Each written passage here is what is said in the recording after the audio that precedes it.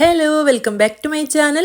അപ്പോൾ ഇന്നത്തെ നമ്മുടെ റെസിപ്പി ഒരു അടിപൊളി പലഹാരത്തിൻ്റെയാണ്. നമുക്ക് ഈവനിങ് സ്നാക്കായിട്ടും അതല്ലെങ്കിൽ രാവിലെ ബ്രേക്ക്ഫാസ്റ്റ് ആയിട്ടൊക്കെ തയ്യാറാക്കിയെടുക്കാൻ പറ്റിയ നല്ലൊരു പലഹാരമാണ് കേട്ടോ അത്. പഴം വെച്ചിട്ടാണ് നമ്മൾ ഈ ഒരു പലഹാരം തയ്യാറാക്കിയെടുക്കുന്നത്. പഴവും കൂടെ കുറച്ച് ചേരുവകൾ കൂടെ ഉണ്ടെങ്കിൽ വളരെ ഈസി ആയിട്ട് തന്നെ തയ്യാറാക്കിയെടുക്കാൻ പറ്റും. ഒരുപാട് പണികളൊന്നുമില്ല, വളരെ എളുപ്പമാണ്. അതുപോലെ കുട്ടികൾക്കൊക്കെ നല്ല ഇഷ്ടമാവും കേട്ടോ.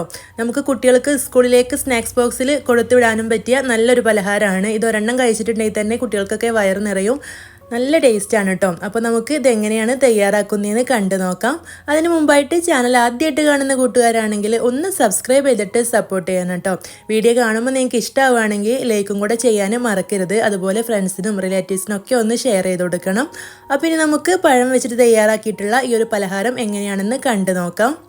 അതിന് വേണ്ടിയിട്ട് ഇവിടെ ഒരു പാന് ഗ്യാസ് സ്റ്റോപ്പിൽ വെച്ച് കൊടുത്തിട്ട് അതിലേക്ക് 1 ടീസ്പൂൺ നെയ്യ് ചേർത്ത് കൊടുത്തിട്ടുണ്ട്. നെയ്യിൽ ചെയ്തെടുക്കുമ്പോഴാണ് നല്ല ടേസ്റ്റ് ഉണ്ടാവുക. നെയ്യ് ഇല്ലെങ്കിൽ മാത്രം ഓയിൽ ചേർത്ത് കൊടുക്കുക കേട്ടോ. ഇതിലേക്ക് ഒരു പഴം ഇതുപോലെ ചെറുതായിട്ടൊന്ന് കട്ട് ചെയ്തിട്ട് ചേർത്ത് കൊടുത്തിട്ടുണ്ട്. അത്യാവശ്യം വലിയ ഒരു പഴമാണ് ഇവിടെ എടുത്തിട്ടുള്ളത്. ഇതൊന്ന് വാട്ടിയെടുത്താൽ മതി. ഒരുപാട് സമയം ഇളക്കി വേവിച്ചെടുക്കൊന്നും വേണ്ട. ഇതുപോലെ ഈ ഒരു നെയ്യിലിട്ടൊന്ന് വാട്ടി കഴിഞ്ഞാൽ നമുക്ക് ഫ്ലെയിം ഓഫ് ചെയ്തിട്ട് ഇതൊന്ന് മാറ്റി വെക്കാം. ഇനി വേറൊരു പാന് ഗ്യാസ് സ്റ്റോപ്പിൽ വെച്ച് കൊടുത്തിട്ട് അതിലേക്ക് 1 കപ്പ് പാല് ചേർത്ത് കൊടുത്തിട്ടുണ്ട്. ഇനി നമുക്ക് ഈ ഒരു പാലൊന്ന് തിളപ്പിച്ചെടുക്കാം. അപ്പോൾ ഇവിടെ ചെറുതായിട്ടൊക്കെ ഒന്ന് തിള വന്നിട്ടുണ്ട്. ഇനി നമുക്ക് ഈ സമയത്ത് ഇതിലേക്ക് 1 കപ്പ് സേമിയാണ് ചേർത്ത് കൊടുത്തിട്ടുള്ളത്. ഞാനിവിടെ വറുത്ത സേമിയാണ് ചേർത്ത് കൊടുക്കുന്നത്. വറുക്കാത്ത സേമിയാണ് നിങ്ങളുടെ കയ്യിലുള്ളതെങ്കിൽ ആദ്യം ഇതുപോലെ ഒന്ന് വറുത്തെടുത്തിട്ട് വേണം ഇത് പാലിലേക്ക് ഇട്ട് തിളപ്പിച്ചെടുക്കാൻ.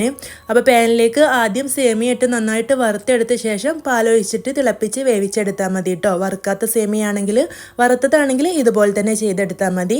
ഇടയ്ക്കിടെ ഇളക്കി കൊടുത്തിട്ടൊന്ന് വേവിച്ചെടുക്കുക. മീഡിയം ടു ലോ ഫ്ലെയിമിൽ വെച്ചിട്ട് വേവിച്ചെടുത്താൽ മതി. അതല്ലെങ്കിൽ പാല് പെട്ടെന്ന് വറ്റിപ്പോവുകയും സേമിയം വേവാതിരിക്കുകയും ചെയ്യും. അപ്പോൾ ഇതോടെ വേവിച്ചെടുത്തിട്ടുണ്ട്. പാലൊക്കെ വറ്റി വന്നിട്ടുണ്ട്. ഇനി ഇതിലേക്കൊരു 2 ടേബിൾ സ്പൂൺ പാലും കൂടെ ചേർത്ത് ഇളക്കി കൊടുത്ത് ഫ്ലെയിം ഓഫ് ചെയ്യാം. പാലിന് പകരം ചൂടുവെള്ളം ചേർത്ത് കൊടുത്താലും മതി കേട്ടോ. 2 ടേബിൾ സ്പൂൺ അതൊന്ന് ഒട്ടി പിടിക്കാതിരിക്കാൻ വേണ്ടിയിട്ടാണ്. ഇനി നമുക്കിതിലേക്ക് നമ്മൾ ആദ്യം വാട്ടി വെച്ചിട്ടുള്ള പഴവും 2 ടേബിൾ സ്പൂൺ പഞ്ചസാരയും ചേർത്ത് നന്നായിട്ടൊന്ന് മിക്സ് ചെയ്തെടുക്കാം. ഫ്ലെയിം ഓഫ് ചെയ്തതിന് ശേഷമാണ് കേട്ടോ ഇതൊക്കെ ചെയ്യുന്നത്. നല്ല പോലെ ഒന്ന് മിക്സ് ചെയ്തെടുത്തിട്ടുണ്ട്. ഇനി നമുക്ക് ഇതൊന്ന് മാറ്റി വെക്കാം.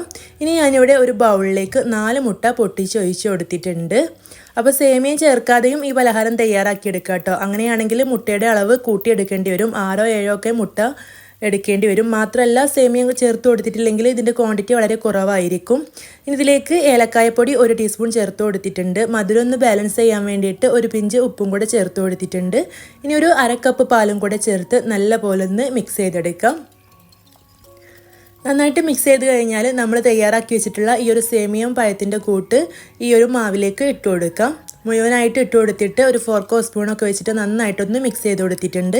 ഈ ഒരു സമയത്ത് മധുരം നോക്കിയിട്ട് കുറച്ച് കുറവായതുകൊണ്ട് 2 ടേബിൾ സ്പൂൺ പഞ്ചസാര കൂടെ ചേർത്ത് കൊടുത്തിട്ടുണ്ട്.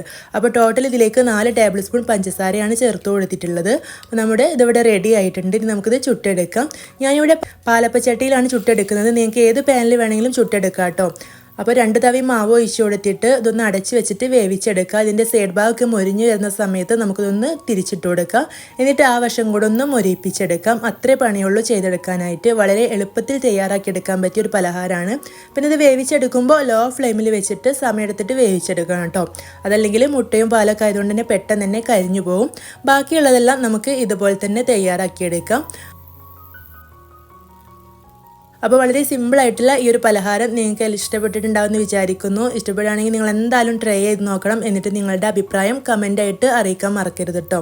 അതുപോലെ ഫ്രണ്ട്സിനും റിലേറ്റീവ്സിനും ഒക്കെ ഷെയർ ചെയ്ത് കൊടുക്കാനും, നിങ്ങൾക്ക് ഇഷ്ടമായിട്ടുണ്ടെങ്കിൽ ഒന്ന് ലൈക്ക് ബട്ടണും കൂടെ ക്ലിക്ക് ചെയ്യാനും മറക്കരുത്. ചാനൽ ആദ്യമായിട്ട് കാണുന്ന കൂട്ടുകാരാണെങ്കിൽ ഒന്ന് സബ്സ്ക്രൈബും കൂടെ ചെയ്തിട്ട് സപ്പോർട്ട് ചെയ്യണം കേട്ടോ. ഇനിയും ഇതുപോലുള്ള ഈസി ആൻഡ് സിമ്പിൾ റെസിപ്പീസൊക്കെ ആയിട്ട് നമുക്ക് വീണ്ടും കാണാം. താങ്ക്